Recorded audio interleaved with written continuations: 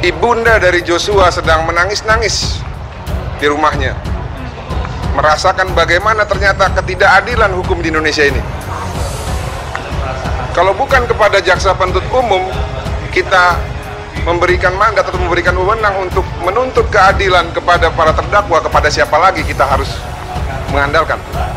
Namun hari ini, khususnya tadi beberapa menit yang lalu, kita jujur aja kecewa, sangat kecewa ya. Karena apa?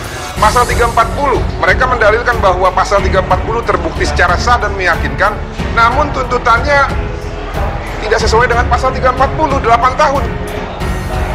Membunuh ataupun merampas nyawa orang secara berencana dengan sengaja hanya dihargai 8 tahun.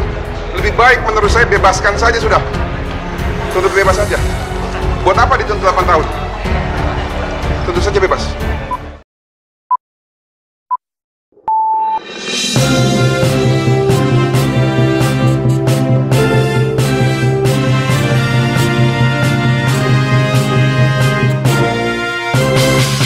Pidana terhadap terdakwa Putri Chandrawati dengan pidana penjara selama 8 tahun. Bacaan putusan ataupun tuntutan dari JPU untuk Putri Chandrawati, ibunda dari Joshua sedang menangis-nangis di rumahnya, merasakan bagaimana ternyata ketidakadilan hukum di Indonesia ini. Kalau bukan kepada jaksa penuntut umum kita memberikan mandat atau memberikan wewenang untuk menuntut keadilan kepada para terdakwa, kepada siapa lagi kita harus mengandalkan. Namun hari ini, khususnya tadi beberapa menit yang lalu, kita jujur aja kecewa, sangat kecewa ya. Karena apa? Pasal 340, mereka mendalilkan bahwa pasal 340 terbukti secara sah dan meyakinkan, namun tuntutannya tidak sesuai dengan pasal 340, 8 tahun. Membunuh ataupun merampas nyawa orang secara berencana dengan sengaja hanya dihargai 8 tahun. Lebih baik menurut saya bebaskan saja sudah. Tuntut bebas saja. Buat apa dituntut 8 tahun? Tuntut saja bebas. Biar sekalian ya, bahwa memang ternyata hukum kita itu tebang pilih gitu ya. Saya tidak tahu apa yang menjadi dasarnya sehingga mereka hanya menuntut 8 tahun.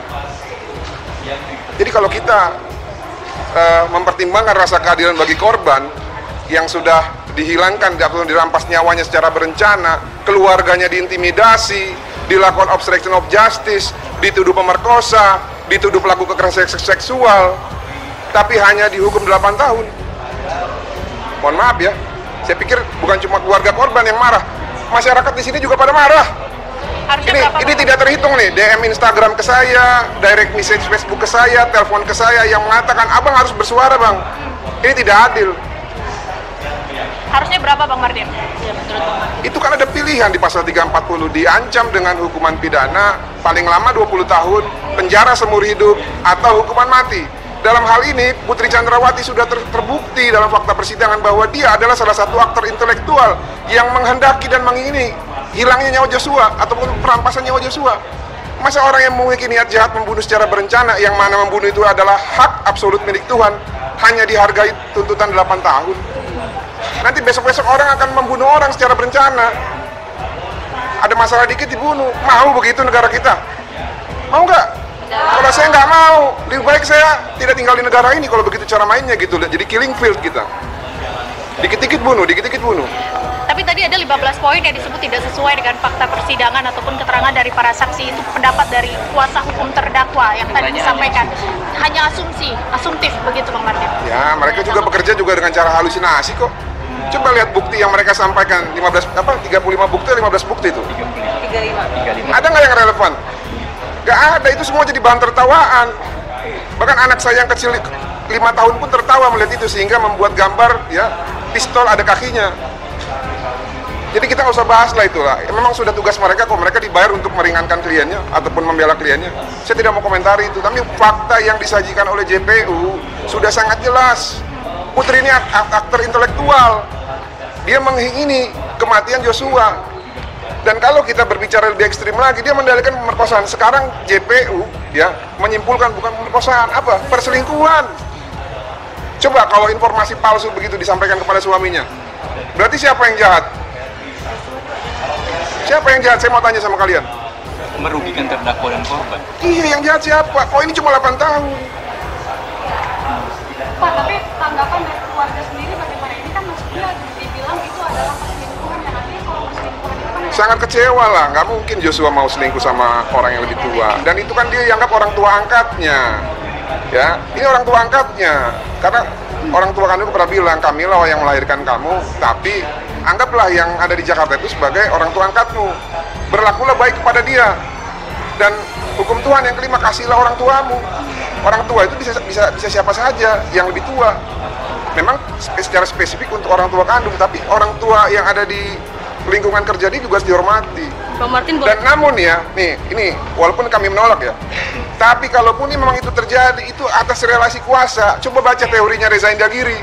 Bang Martin, terlepas dari motif perselingkuhan ataupun pelecehan seksual, peran krusial ya dari Putri Chandrawati yang tadi Abang lihat disampaikan dalam materi tuntutan jaksa penuntut umum apa, Bang? Perannya yang pertama ya, berdasarkan fakta persidangan, Putri itu ya memerintahkan untuk melucuti senjata Joshua, padahal yang membunuh Joshua itu kuat, ya, pakai pisau.